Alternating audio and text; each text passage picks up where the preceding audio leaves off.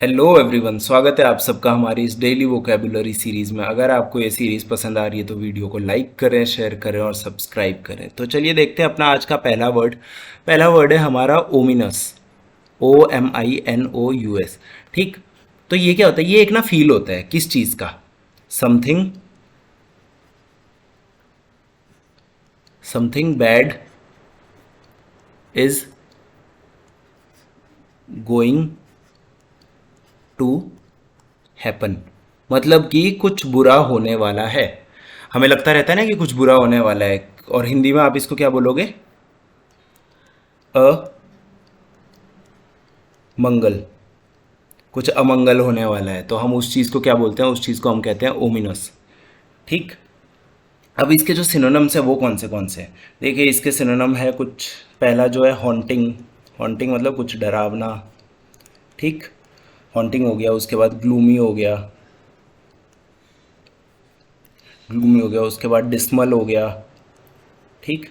इनका क्या मतलब होता है? ग्लूमी डिस्मल एक तरह से आप इसको बोल सकते हो निराशा के बारे में जो बात कर रहे होते हैं। तो ये सारे क्या है इसके ओमिनस के सिनोनिम्स।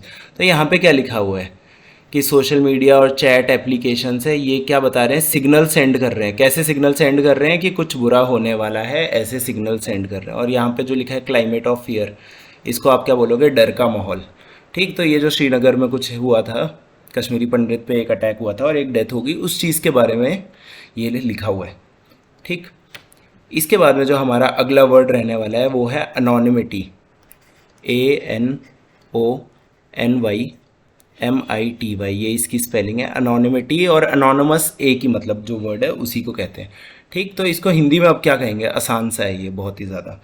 इसको बोलेंगे हम गुमनामी। गुमनामी।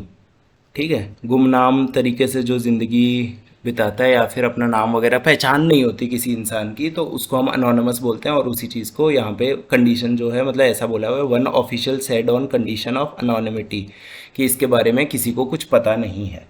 ठीक। तो अनोनिमिटी है। अब इसके सिनोनिम्स देख लेते हैं क्या क्या होता है। ठीक है। पहला सिनोनिम रहेगा इसका अननेम्ड। जिसका नाम ही नहीं है उसको अनोनमस बोल सकते हैं। उसके बाद में दूसरा होता है इनकॉग्निटो। इनकॉग्निटो एक, जो भी आप चाहे गूगल क्रोम चला रहे हैं या फिर कोई भी ब्राउज़र चला रहे हो, उसमें एक ये फीचर भी होता है इनकॉग्निटो, जिससे आपके पासवर्ड वगैरह सेव नहीं होते। और तीसरा हो गया अपना अननोन, जिसको आप जानते ही नहीं हो।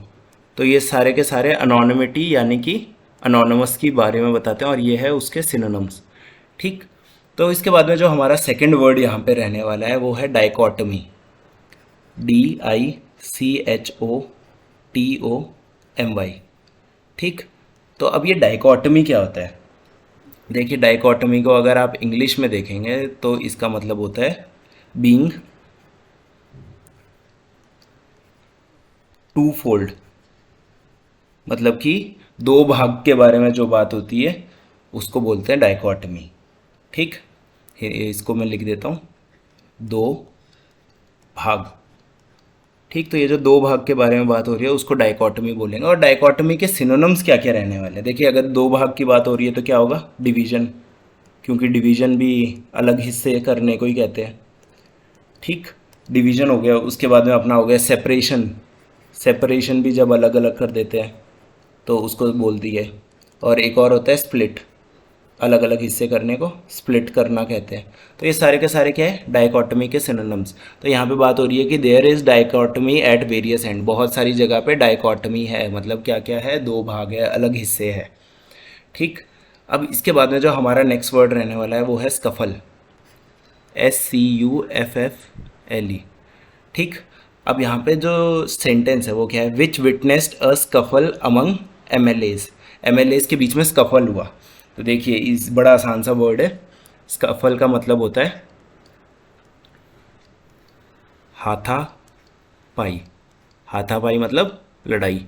अब इनके बीच में लड़ाई होगी, MLAs के बीच में लड़ाई हुई, उसको क्या बोलेंगे हम? कि इनके बीच में स्कफल हुआ। इसके सिनोनिम्स क्या रहेंगे? अब लड़ाई हुई है तो क्या होगा? फाइट। ठीक है। उसी को हम क्या बोल देते हैं? ब्रॉल। ठीक। उसके बाद में एक और जो हमारा हो गया टसल। जब पावर के लिए जो लड़ाई होता है उसको बोल देते हैं हम पावर टसल बोल देते हैं। ठीक। तो इसको हम कहते हैं स्कफल।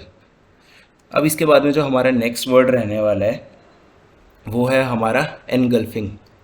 ठीक, ENGULFING, ये रहता है हमारा एनगल्फिंग। तो यहाँ पे वही जो कल एक हादसा हुआ था, 27 lives with the inferno engulfing a 3 story building.